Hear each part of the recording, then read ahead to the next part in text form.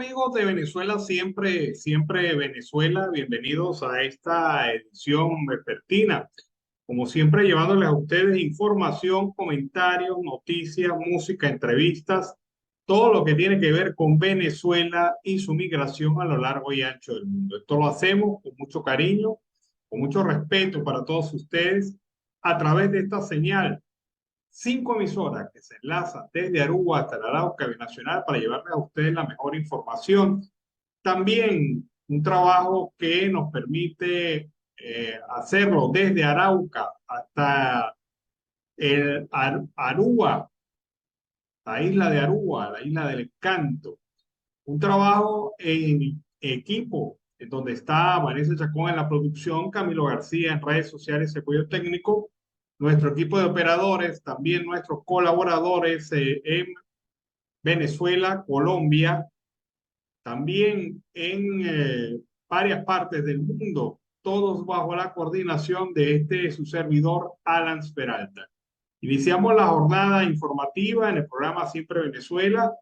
Está en este momento transcurriendo la audiencia que se refiere al tema ante la Corte Internacional de Justicia de todo lo que se relaciona al referéndum venezolano.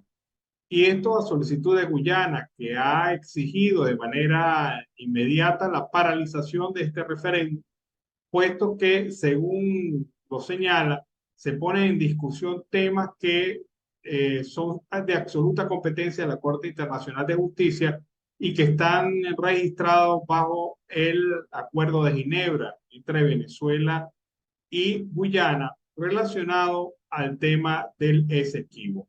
A propósito de eso, la Asamblea Nacional de Guyana ha señalado y aprobado una moción en la que ratifica la soberanía de su país sobre la región ubicada al oeste del río Esequibo, una zona de casi 160.000 kilómetros cuadrados que disputa con Venezuela y en la cual se señala su rechazo también a la celebración del referéndum del próximo 3 de diciembre en el que se espera declarar la anexión de dicho territorio.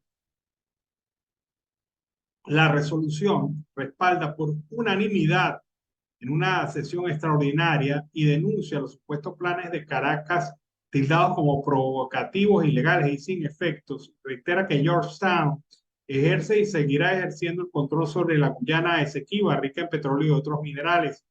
El ministro guyanés de Asuntos Exteriores y de Cooperación Internacional, Hugh Todd, quien presentó la propuesta, aseguró que su país no tiene miedo y confía en que la Corte Internacional de Justicia, que se declaró competente para decidir esta controversia del siglo XIX, aporte una conclusión lógica. Entre los puntos de la moción destaca un respaldo al gobierno de Irfan Ali en la búsqueda de una solución pacífica y legal a la disputa, al tiempo que rechaza cualquier forma de diálogo con Venezuela fuera del proceso de la Corte Internacional de Justicia. El legislativo guyanés apoya al gobierno en la solicitud ante la Corte Internacional de Justicia. Medidas provisionales que impidan a Venezuela apoderarse, adquirir o invadir el territorio a la espera de la decisión del tribunal. Además, hace un planteamiento a profundizar el compromiso de todos los actores del país en defensa del territorio que reclama como suyo. Todd expresó durante la sesión que se extendió hasta la noche de hoy su deseo de que la Corte Internacional de Justicia ponga fin a la situación de Venezuela sobre esta área.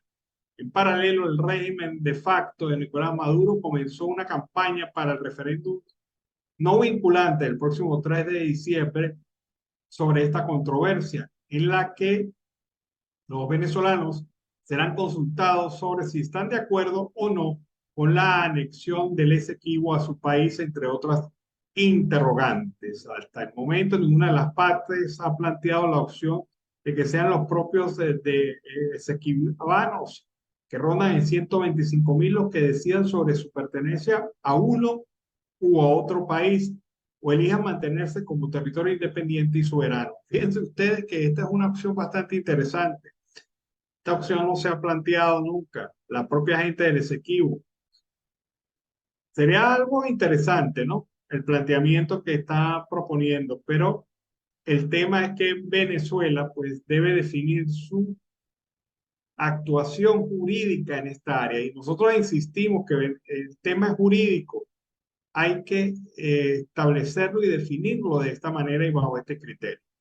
Bueno, para Orlando Viera Castro, la defensa de Venezuela alegó ante el fiscal Karim Khan esta mañana que desestimó pruebas nacionales de investigaciones genuinas al no valorar la evidencia en español.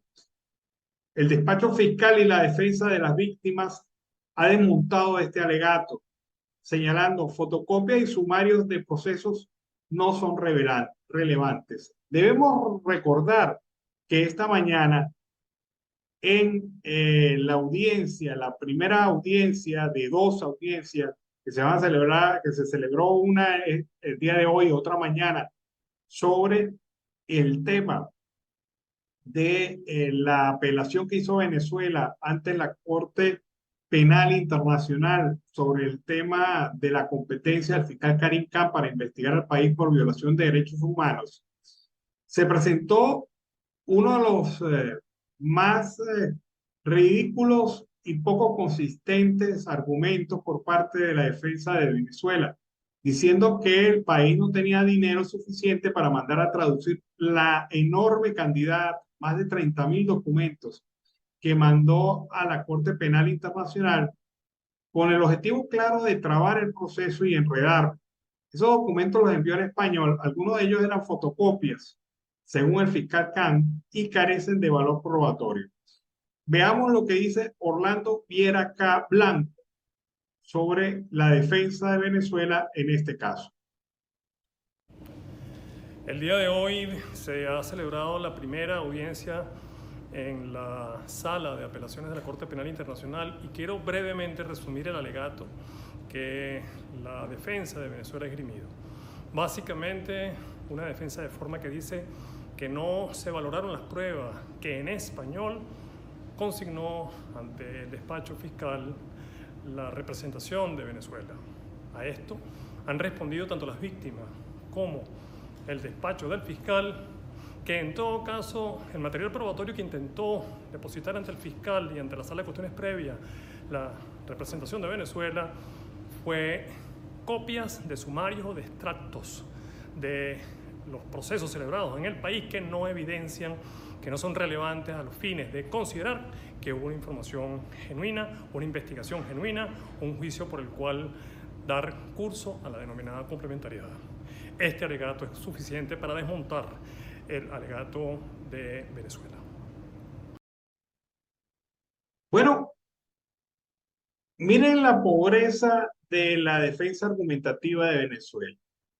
Un país que se gasta cualquier cantidad de millones de dólares al año en viajes, en acciones de supuesta diplomacia en el exterior, en giras y viajes internacionales, algunos de ellos inútiles. Un país que se da el lujo de importar vehículos blindados para ministerios y organizaciones diversas. Un país que mantiene en alto performance todo lo que son los mecanismos de represión, que paga en dólares a algunos funcionarios y que mantiene una vida prácticamente de lujo para la pequeña burguesía, digamos, del régimen de facto, alega ante la Corte Penal Internacional que no tiene recursos para pagar la traducción de unos documentos que considera válidos para su defensa. Específicamente más de 30.000 documentos. Es que esto es lo increíble. Lo mandaron en español y pensaban que el fiscal Khan tendría que dedicar todo un equipo y recursos para la traducción de todos estos documentos, cuando se conoce bien que ante la Corte Penal Internacional la presentación de documentos es en inglés y en francés. Entonces ocurre que uno da cuenta de una evidente estrategia obstruccionista por parte del régimen para postergar lo impostergable, que es la investigación del fiscal Kant y su posición clara y contundente en el trabajo y en el compromiso que le ha fijado la Corte Penal Internacional. El fiscal Karim Khan ha desvirtuado estos argumentos y ha dado con una cosa bastante concreta. El régimen no tiene elementos para poder defenderse con claridad de las serias denuncias que le han hecho víctimas y organizaciones de derechos humanos ante esa instancia penal. Vamos a escuchar a Sorciré Rodríguez, Para Siempre Venezuela.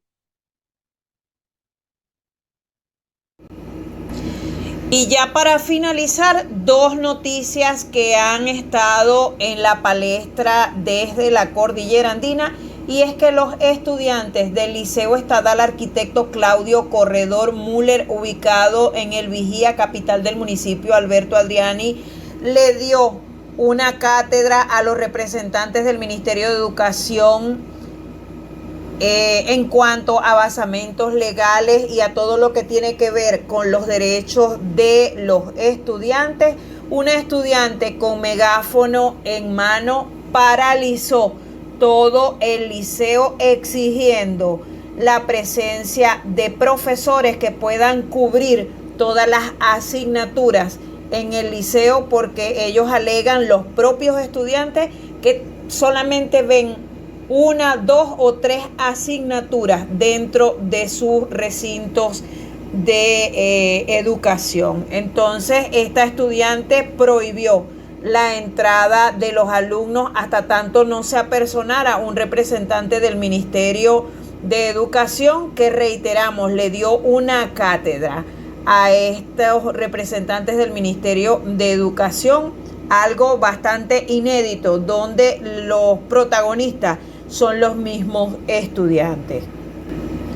Esto ocurrió este lunes 6 de noviembre, exactamente a las 7:20 de la mañana. Los educandos tomaron la infraestructura y no permitieron el ingreso a clases hasta obtener respuestas del Ministerio del Poder Popular para la Educación de la zona educativa número 14 y la Gobernación de Mérida.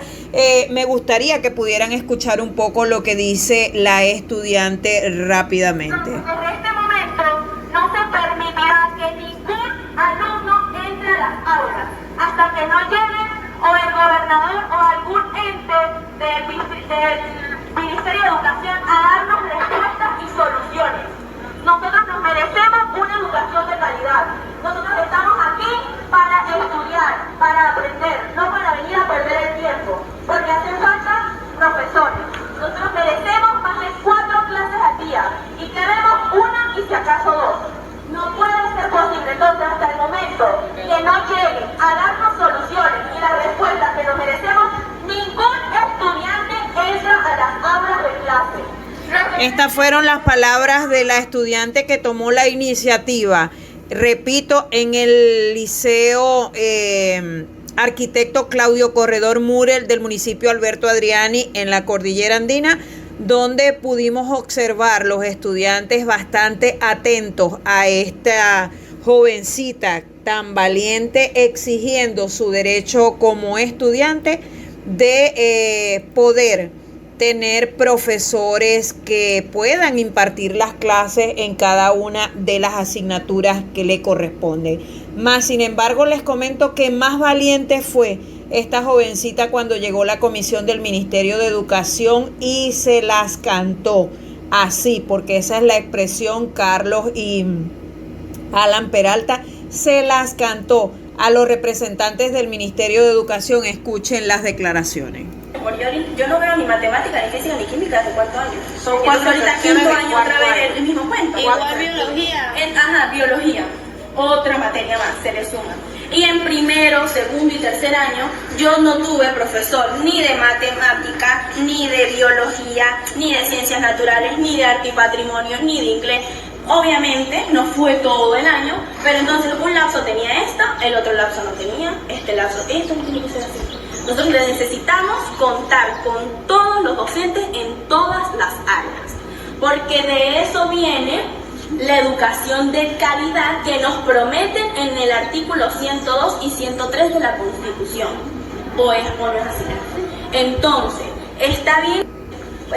Asombrados quedaron los representantes del Ministerio de Educación con la lección que le dio esta joven estudiante, además de valiente, del Liceo Claudio Corredor Müller de El Vigía, en la capital del municipio, Alberto Adriani. Realmente esta es toda la información que tenemos para el momento desde la cordillera andina. Sorciré Rodríguez, CNP 15959.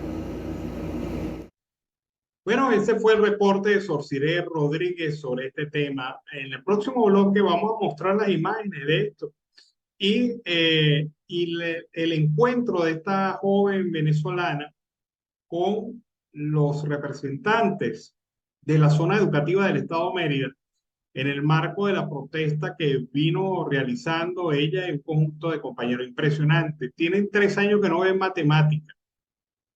Qué increíble cómo se puede formar con capacidad un estudiante venezolano bajo estas circunstancias. De verdad que bastante, pero bastante preocupante lo que está ocurriendo con el sistema educativo nacional. Por otra parte, en otro orden de ideas, el presidente electo de Ecuador, Daniel Noboa, compartió su perspectiva sobre la crisis política en Venezuela durante un foro en el Instituto de Diálogo Interamericano celebrado en Washington, Estados Unidos. En su discurso, el presidente electo de Ecuador destacó la importancia de la democracia y la necesidad de elecciones libres en Venezuela. Tuvimos esta discusión con el presidente Petro y ambos estamos comprometidos en ayudar al pueblo venezolano. Para mí es fundamental no respaldar al régimen actual si no hay elecciones libres. Creo que lo que ha ocurrido con María Corina Machado es inconstitucional, no es democrático y es absurdo pensar que debería ser considerado una elección libre si ella no participa, comentó Noboa. El presidente electo de Ecuador se reunió al llamado internacional en búsqueda de una solución pacífica y democrática para Venezuela. Su declaración resalta la importancia de garantizar la legitimidad y la participación del pueblo venezolano en la elección de sus líderes. Este evento en el Instituto de Diálogo Interamericano ha servido como un recordatorio de la relevancia de abordar de manera constructiva y colaborativa los desafíos políticos y humanitarios de la región latinoamericana. Así que Daniel Noboa, no tendrá relación con el régimen de facto hasta que no se realicen en Venezuela unas elecciones libres, claras y transparentes. Bueno, hay un estudio interesante realizado en Venezuela, un estudio sobre hábitos de consumo en Venezuela. Y fíjense ustedes lo que ha señalado esta investigación del grupo Mondelex. 97% de los consumidores en Venezuela come en casa y 58% planifica merienda. ¿Qué quiere decir esto? Mondelex Venezuela presentó este informe hoy y sus parámetros para el consumo consciente de snacks. En este sentido, ha señalado la directora general de Asuntos Corporativos y Gubernamentales de esta organización, Fabiana Rodríguez, que el objetivo y propósito de la empresa es ponderar a las personas en el sentido de consumir snack de forma adecuada.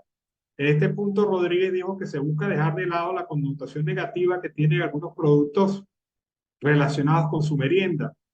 Alexander Cabrera, director comercial de la consultora Atenas Group, expresó que el consumidor venezolano está cambiando positivamente sobre este tema y que de acuerdo a un estudio realizado en el primer periodo del 2023, 58% de los hogares respondió que siempre tiene planificado algún tipo de merienda a pesar de la situación económica. Otro aspecto registrado durante el estudio es que la mayoría de las personas hacen una merienda entre almuerzo y cena. Entre el desayuno y el almuerzo, solo 2% de la gente come algo. En la investigación del mercado de Atenas Group se realizó sobre 2.120 hogares, una efectividad de 1.800 hogares que respondieron a un nivel de confianza del 90%. Según Alexander Cabrera, hay un hito importante y es que el consumidor venezolano hoy tiene un hábito de consumo interesante del concepto de merienda. De acuerdo con el estudio presentado hoy, 70% de los consultados dijo que la merienda se encuentra entre actividades recreativas y el 91% señala que su merienda es solo con galletas. Así que la gente en Venezuela, a pesar de la crisis, sigue consumiendo de manera significativa merienda en el país. Vamos a escuchar ahora otro reporte. Se trata del reporte de Yuli Pineda, quien nos señala más información para el programa Siempre Venezuela. Saludos a Alans Peralta, Carlos Miura Uzcategui, a la audiencia en Colombia, Aruba y toda Latinoamérica del programa Siempre Venezuela Radio. A esta hora tenemos nuestro resumen informativo. En alerta se declaran las autoridades del área metropolitana de la ciudad de Caracas, esto producto de las fuertes precipitaciones que se han registrado durante las últimas horas en el centro del país. Ante esta situación, Protección Civil ha manifestado que la alerta se mantendrá por lo menos por 24 horas más, ya que el pronóstico que hay es que continuará lloviendo en gran parte del territorio venezolano, pero sobre todo en el área central.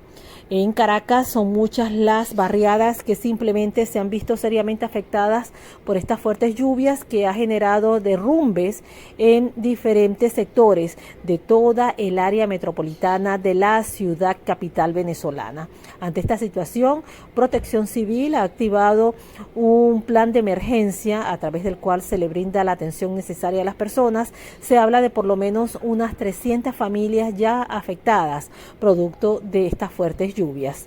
En otra información tenemos que efectivos de la Policía Nacional Bolivariana y del 6CPC trataron de identificar a 3 integrantes de una misma familia que fueron hallados sin vida en horas de la mañana de este domingo 5 de noviembre dentro de un apartamento en el piso número 4 del edificio Murano de los Chorros, al este de la ciudad de Caracas. Los cadáveres de los 3 integrantes pertenecen a Camila Ayala Fernández, de 13 años, Carolina Fernández Enríquez, 55, y Rodrigo Ayala Col, de 69 años de edad, respectivamente.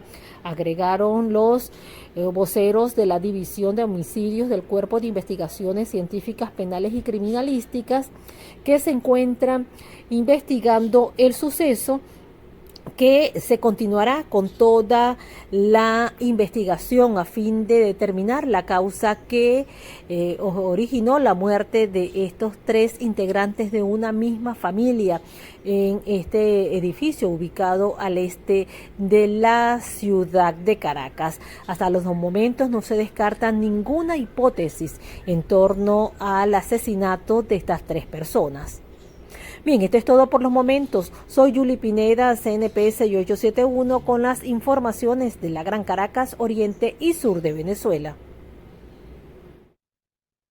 Bueno, después de este reporte de Yuli Pineda, vámonos a la pausa comercial y musical del momento. A regreso seguimos aquí con más de Venezuela Siempre, Siempre Venezuela. Bueno, seguimos aquí en Venezuela Siempre, Siempre Venezuela. Familiares de Jackson Vera, quien es un estudiante, un trabajador venezolano del estado Táchira y que actualmente es preso político, se encuentra privado de libertad injustamente en el helicoide desde hace más de un año. Esperan que el régimen de Nicolás Maduro cumpla con el acuerdo de Barbados. Teresa Cáceres, abuela materna de Jackson Vera, suplica que su nieto sea liberado. Le pido de todo corazón a Dios, que lo quiero aquí en casa, que me lo suelten, él no debe nada, él es un muchacho inocente. Igualmente Alejandrina Vera, madre del tachirense prisionero del régimen, pidió la libertad para su hijo y para todos los presos políticos en Venezuela. Asegura que cada día resulta más difícil costear los gastos que representa viajar hasta la capital del país.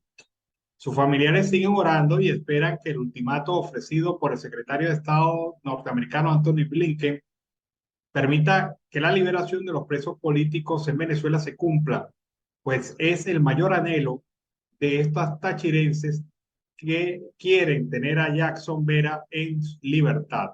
Cabe destacar que Vera, durante su época de estudiante universitario, fue un líder que denunció las irregularidades del régimen, por lo que sus seres queridos consideran que su único delito ha sido luchar por la libertad de Venezuela desde hace más de 20 años y es por eso que ellos piden la inmediata liberación. En otro orden de ideas, analistas consideran que el referéndum consultivo plantea bastantes dudas, especialmente en las llamadas preguntas planteadas para la consulta y ante ello el rechazo de algunos voceros políticos y de la sociedad civil. Las dudas se plantean, según estos especialistas, en las interrogantes 3 y 5, también objetadas por el gobierno de Guyana, puesto que aunque no es un referéndum con resultados vinculantes, algunos expertos señalan que pudiera tener alguna incidencia negativa en la disputa territorial y el juicio que actualmente se sigue en la Corte Internacional de Justicia. El referéndum se hará el próximo 3 de diciembre. Las opiniones se dividen entre ir a votar sí, porque la defensa del Esequibo no admite diferencias políticas, y los que llaman a votar, pero por el no, por el riesgo que encierran las mencionadas interrogantes, y entre las cuales se encuentran el rector de la Universidad Católica Andrés Bello, Luis Ugalde, quienes prefieren abstenerse porque consideran innecesario este tipo de consulta. La pregunta número 3 dice textualmente así: ¿está usted de acuerdo con la posición histórica de Venezuela de no reconocer la jurisdicción de la Corte Internacional de Justicia para resolver la controversia territorial sobre la Guayana Esequiba? Gerson Rebanales, quien es internacionalista, ha señalado que no es cierto que históricamente Venezuela no reconozca la jurisdicción de la Corte Internacional de Justicia, porque en 3 oportunidades planteó acudir a ella. La primera vez fue rechazado por el gobierno británico. Luego, Venezuela también se apoyó en el artículo 33 de la Carta de las Naciones Unidas para respaldar la vía jurisdiccional. En ese sentido, advirtió que se le está haciendo una pregunta a la población bajo una premisa falsa. Lo hemos dicho aquí en Siempre Venezuela, y Juan José Monzán también lo ratificó cuando estuvo aquí en el programa. Venezuela sí ha reconocido la jurisdicción de la Corte. Esto que se dice en la pregunta no es verdad, y el hecho de que se atiendan las citaciones de la Corte, que Delcy Rodríguez haya acudido para rechazar la demanda de Guyana para que se reconozca el laudo y que tenga representación legal en el juicio que se sigue, quiere decir que sí se reconoce la jurisdicción.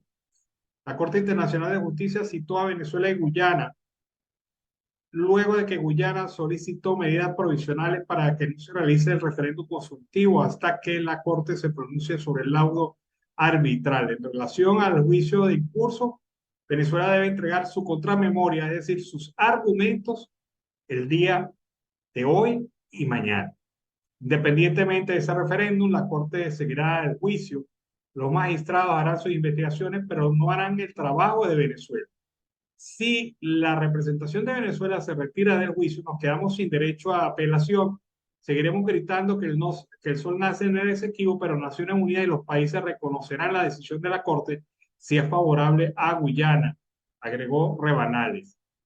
También el internacionalista Lauren Caballero señala que votar sí era el interrogante número 3 es darle un cheque en blanco al gobierno para abandonar el proceso judicial ante la Corte Internacional de Justicia, lo que traería consecuencias muy negativas para la disputa territorial, por cuanto la Corte se declaró competente y sus sentencias sí serían vinculantes para Venezuela.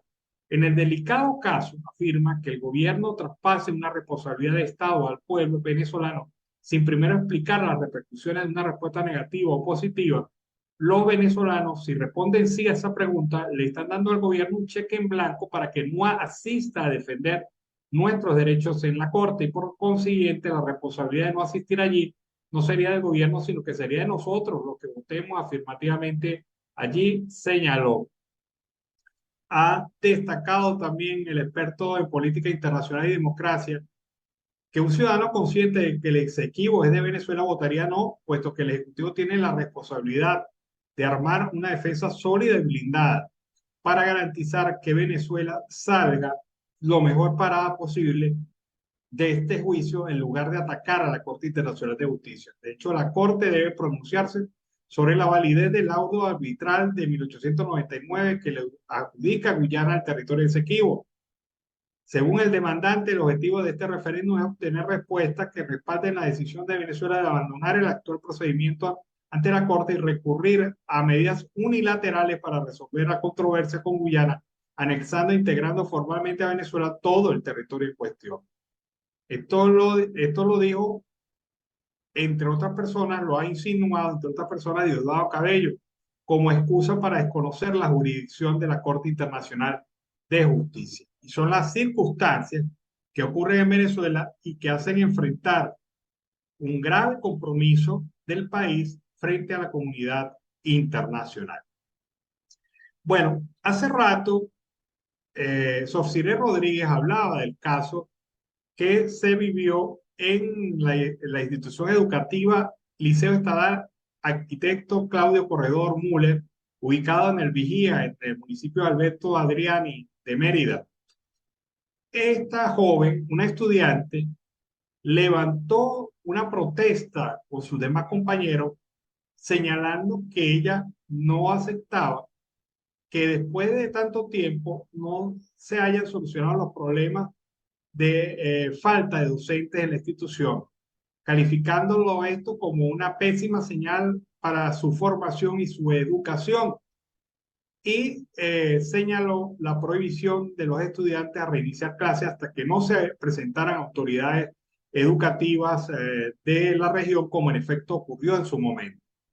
Bueno, esta joven inició su protesta muy temprano en la mañana ayer y bueno, se ha hecho viral esta protesta porque luce extraordinario que un joven estudiante esté protestando por la falta de educación en su caso y para sus compañeros también. Veamos esta estudiante que inició la protesta exigiendo calidad educativa. Esto ocurrió en el Vigía, Estado Mérida. Veamos. A partir de este momento, no se va a permitir que ningún estudiante del Claudio Corredor entre a las aulas. Para ninguno de ustedes y para nadie aquí es un secreto que la realidad que estamos viviendo hoy en este liceo es que no contamos con los docentes como deben ser.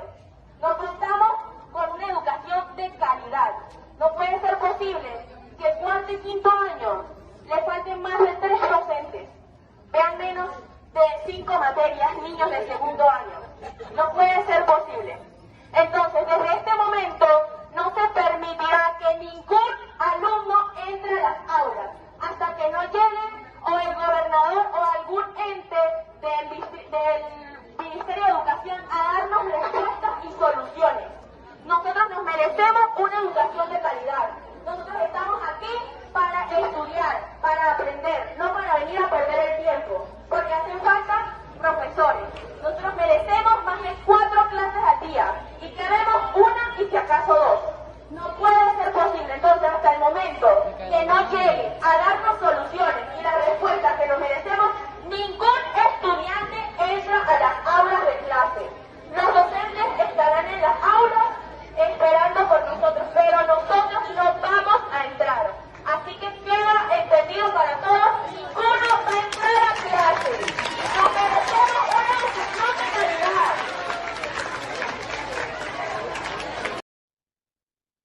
Bueno, a raíz de esta protesta, la muchacha logró su objetivo y que fue el de que asistieran hasta la institución representantes de la zona educativa del Estado Mérida a escuchar su planteamiento.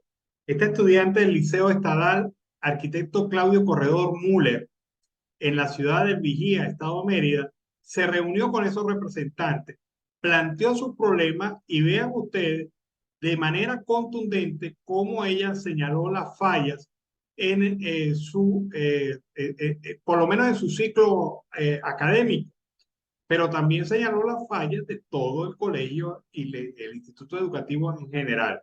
Escuchemos qué dijo cuando se encontró con los representantes de la zona educativa del Estado Mérida. La decadencia que yo estoy viendo desde cuarto año, porque yo no veo ni matemática, ni física, ni química desde cuarto año. Entonces ahorita quinto año otra vez el mismo cuento. Igual biología. Biología. Otra materia más, se le suma. Y en primero, segundo y tercer año yo no tuve profesor ni de matemática, ni de biología, ni de ciencias naturales, ni de arte y patrimonio, ni de inglés. Obviamente no fue todo el año, pero entonces un lapso tenía esta, el otro lapso no tenía, este lapso, esto no tiene que ser así. Nosotros necesitamos contar con todos los docentes en todas las áreas, porque de eso viene la educación de calidad que nos prometen en el artículo 102 y 103 de la Constitución. ¿O no es así? Entonces, está bien. Bueno, jóvenes como esos necesita el país en abundancia. Jóvenes que defienden su derecho a ser bien formados y bien educados. Yo me pregunto una cosa, ¿cómo puede ser competitivo un estudiante de un liceo venezolano que desde hace 3 años, como bien lo señala ella, no ha visto materias elementales como matemáticas, como física, como biología, como arte y cultura? O sea, ¿cómo puede ser competitivo un estudiante? ¿Lo van a sacar así a la universidad? ¿Lo van a promover a la universidad, a todos estos estudiantes, a enfrentarse al reto de una falla, una falencia tan fundamental en su formación educativa? ¿Y por qué las autoridades del plantel no habían reaccionado nunca frente a este tema? También hay que preguntarse. En este reporte nos vamos a la pausa comercial musical del momento. Al regreso seguimos aquí con más de Venezuela Siempre, Siempre Venezuela. Bueno, amigos de Venezuela Siempre, Siempre Venezuela, seguimos aquí con más información. La censura y la intimidación fueron los principales tipos de violaciones a la libertad de expresión que se han presentado durante el mes de octubre de este año, según la investigación y el registro que lleva la organización Espacio Público. Un total de 22 casos y 35 violaciones en este mes ha sido el segundo con la cifra más alta de todo el año, aumentando así a 175 casos acumulados desde enero. Al menos 17 periodistas fueron víctimas de violaciones a la libertad de expresión en octubre, junto con 3 medios de comunicación, 3 páginas o plataformas web, un particular y 5 ocasiones en las que la víctima fue una ciudadana en general. Además de la censura, la intimidación, se han registrado otras 11 violaciones, 5 hostigamientos verbales, 5 restricciones administrativas, un hostigamiento judicial. De los 27 victimarios, destaca que 11 fueron instituciones del Estado, 3 simpatizantes del oficialismo, 2 funcionarios y un cuerpo de seguridad. La prensa fue restringida y atacada. El 11 de octubre, el diputado oficialista y vicepresidente del Partido Socialista Unido de Venezuela, Diosdado Cabello, atacó y hostigó verbalmente en su programa televisivo semanal a los periodistas Carla Angola, Patricia Poleo, Sergio Novelli y Alberto Rodríguez. Cabello leyó al aire una supuesta carta anónima sobre la organización de la elección primaria de la oposición en Venezuela. Específicamente en Miami, en el texto se les acusaba a las y a los periodistas de participar en extorsión, ser palangristas y expertos en sembrar terror. A pocas horas de realizarse la elección primaria de la oposición venezolana, el 20 de octubre, los responsables regionales y nacionales de CONATEL le recordaron a directivos y propietarios de medios que no están obligados a cubrir el evento porque no contaba con el apoyo del poder electoral. En otros casos, las llamadas y comunicaciones informales por parte de CONATEL planteaban expresamente que no deberían darle cobertura a las primarias. A mediados de septiembre, las principales empresas proveedoras de Internet bloquearon el buscador de centros de votación de la primaria, para que ustedes vean cómo está la situación de derechos civiles en Venezuela. Y en octubre hicieron lo mismo con páginas alternativas que habían sido creadas para eludir el bloqueo. El 28 de octubre, Conatel ordenó el cierre inmediato de la emisora Carora 105.m FM, que operaba en la ciudad de Carora, municipio de Torres, un medio que tenía 29 años de transmisión ininterrumpida y fue una de las primeras estaciones radiales de la ciudad. La periodista Yanisa Martínez informó que la medida de Conatel respondió a la situación con la elección primaria de la oposición y el veto impuesto a la ganadora de estos comicios, la dirigente María Corina Machado. Martínez aseguró que existe la posibilidad de que la señal se restablezca en algún momento. Y mientras esto lo denuncia Espacio Público, lo señala Espacio Público, sigue durante este mes las amenazas a comunicadores y medios de comunicación. Una de ellas ha sido destacada por el Sindicato Nacional de Trabajadores de la Prensa, quien denunció que el gobernador del estado Trujillo, Gerardo Márquez, amenazó verbalmente al periodista Andrés Briceño, director del medio Palpitar Trujillano. De acuerdo a un audio publicado por el Sindicato Nacional de Trabajadores de la Prensa, se escucha a Márquez en una llamada que le hiciera al aire al periodista Briceño por un derecho a réplica debido a una nota publicada sobre el colapso de una estructura en la avenida Bolívar de Valera, en Trujillo.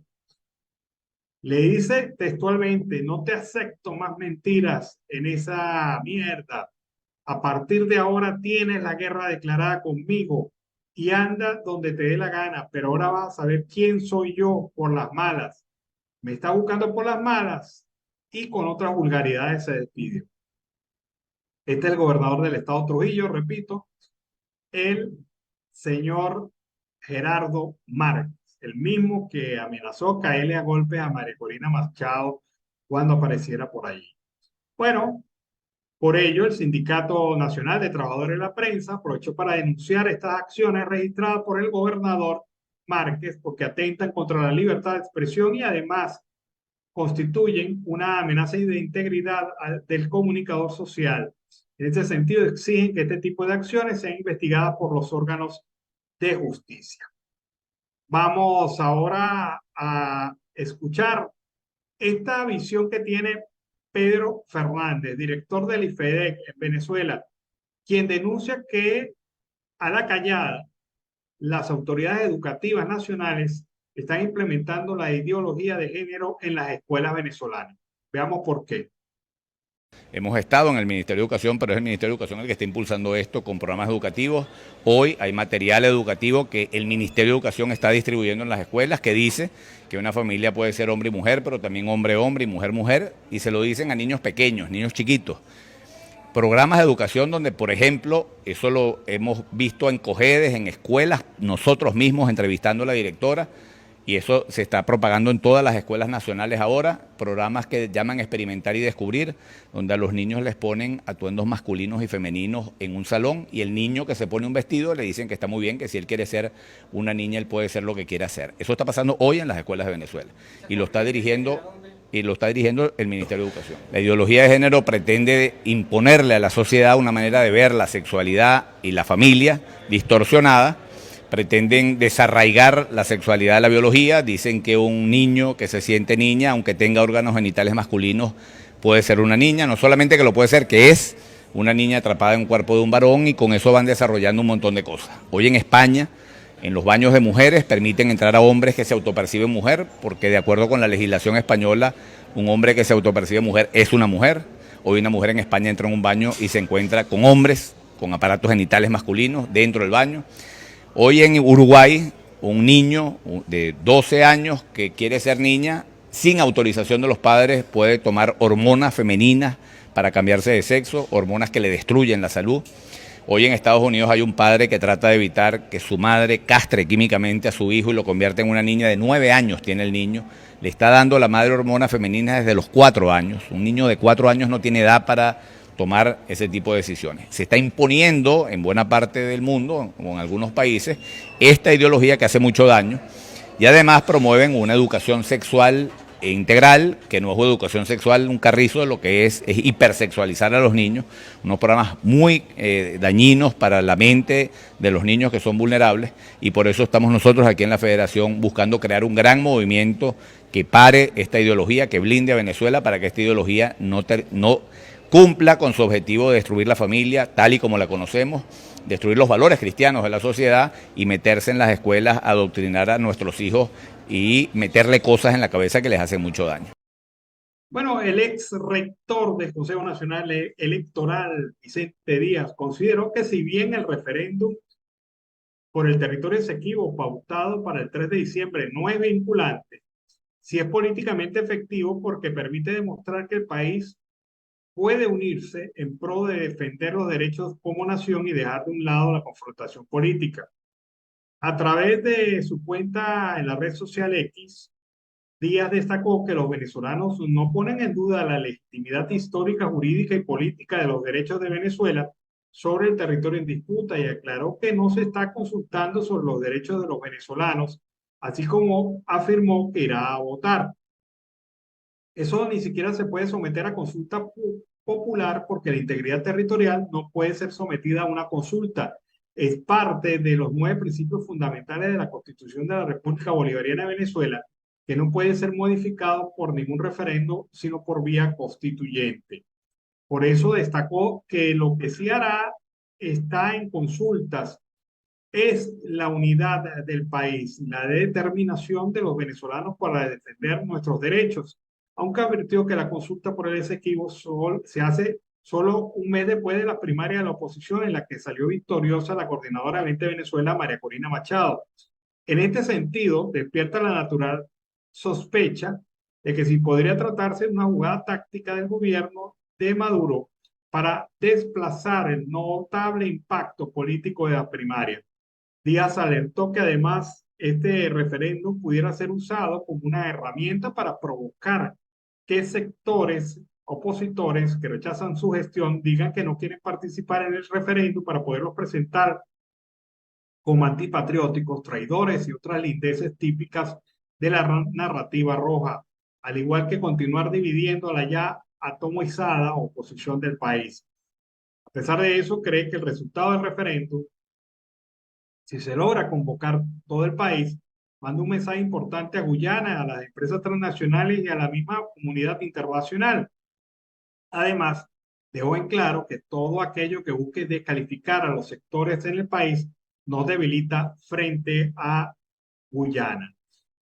Ojalá el gobierno y la oposición dejen de señalarse mutuamente y atiendan esto con visión estratégica nacionalista, honesta y sin triquiñuelas, tal y como se firmó en los acuerdos de México y Barbados, donde todas las partes se comprometieron en la defensa conjunta de nuestros intereses en el Esequibo. Es la posición, repito, del señor Vicente Díaz, el rector del Consejo Nacional Electoral.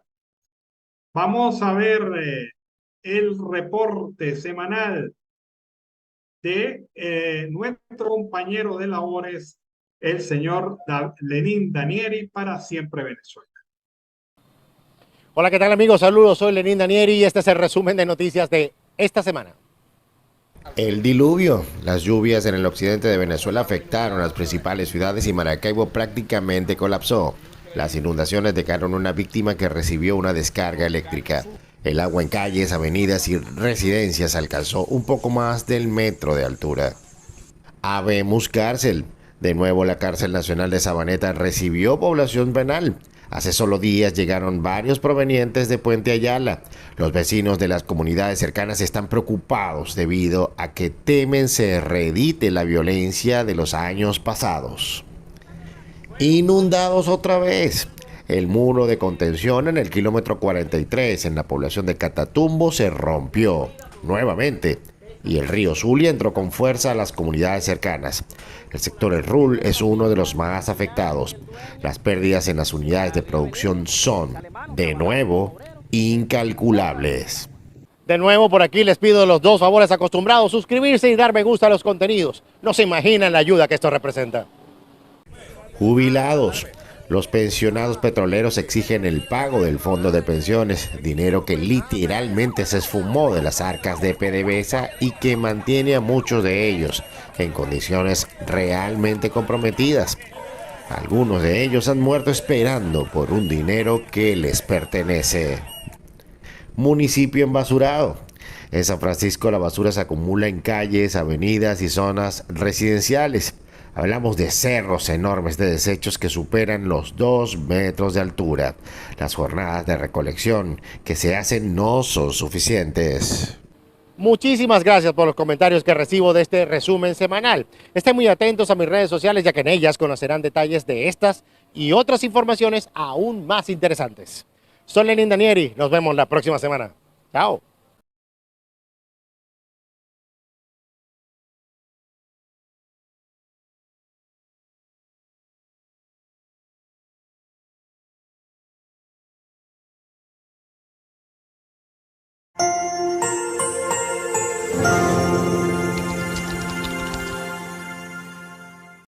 Bueno, el ingeniero electromecánico y especialista en transición energética y miembro del Observatorio Venezolano de Servicios Públicos, Juan Carlos Rodríguez, ha señalado que la medición de los últimos 2 trimestres muestra que el servicio eléctrico ha tenido un incremento de casi 50% en los reportes de fallas en la población de todo el país.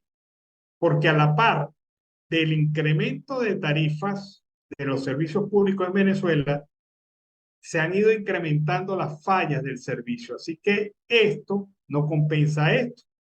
Y esa es la visión que muestra el análisis del Observatorio Venezolano de Servicios Públicos. Afirma la organización que las fallas del servicio eléctrico se han repuntado durante los últimos 2 trimestres. Asimismo, destacó que los estados andinos han tenido muchas afectaciones por el tema eléctrico y explicó que en el Observatorio Venezolano de Servicios Públicos le dan seguimiento al servicio eléctrico, al gas doméstico, el servicio de telecomunicaciones, el aseo urbano y el agua. El ingeniero resaltó que los servicios de agua es el segundo que más falla en el país. El tema eléctrico es transversal, es la madre de los servicios. Sin él no se puede activar una bomba para que salga agua. Señaló que el tercer servicio que más falla presenta es el de telecomunicaciones, como consecuencia del falla del servicio eléctrico. El Observatorio Venezolano de Servicios Públicos ha recalcado que ha visto cómo en la región capital se han incrementado los problemas eléctricos y de agua. El servicio de aseo urbano ha mejorado mucho en los últimos meses, pero el resto de servicios está en situación complicada.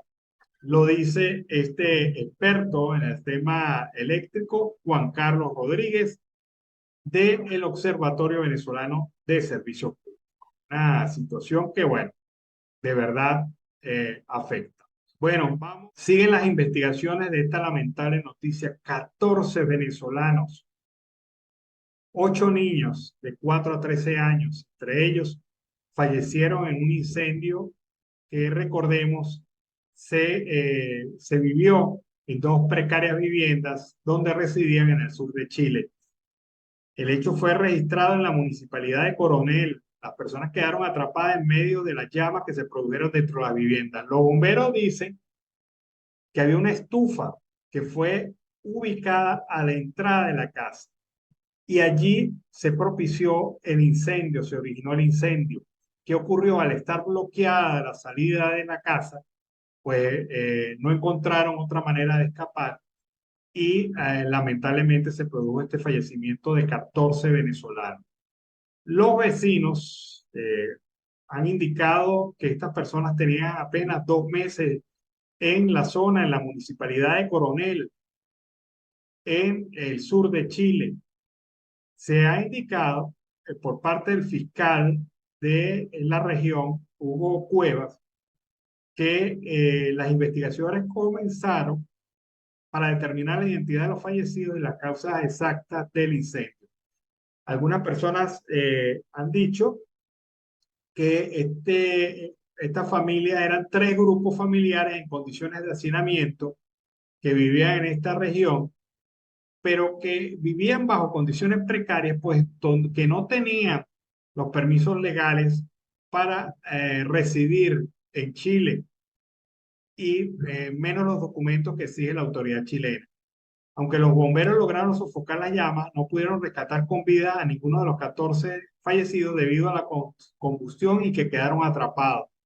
El laboratorio de criminalística no ha dado el reporte final sobre este tema, pero todo indicaría que esta situación se produjo, repito, por un horno que fue colocado a la entrada de la casa, un horno incluso de leña, y esto pues provocó la muerte de todas estas personas. Qué triste esta tragedia que se suma al asesinato la noche de ayer de un grupo de venezolanos en Bogotá, en la zona de Bolívar, Bogotá, y otros fallecimientos de las jóvenes venezolanas que fallecieron en Perú.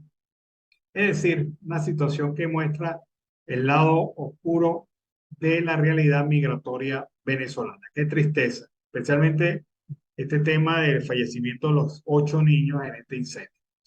Con esta información cerramos nuestra edición vespertina de Siempre Venezuela. Como siempre, le hemos llevado información, comentarios, noticias, música, entrevistas, todo lo que tiene que ver con Venezuela y su migración a lo largo y ancho del mundo. Lo hemos hecho con mucho cariño y mucho respeto para todos ustedes. Nos despedimos hasta mañana. Que tengan una muy buena noche. Nos encontramos nuevamente con Siempre Venezuela. Siempre Venezuela es un programa que te brinda las mejores noticias, comentarios, análisis, entrevistas y música. Información sin censura en la voz de los protagonistas. Todo un equipo de producción de primer nivel. Siempre Venezuela lo encontrarás en las radios de tu preferencia. O si no, visítanos en nuestras plataformas digitales. Siempre Venezuela Radio.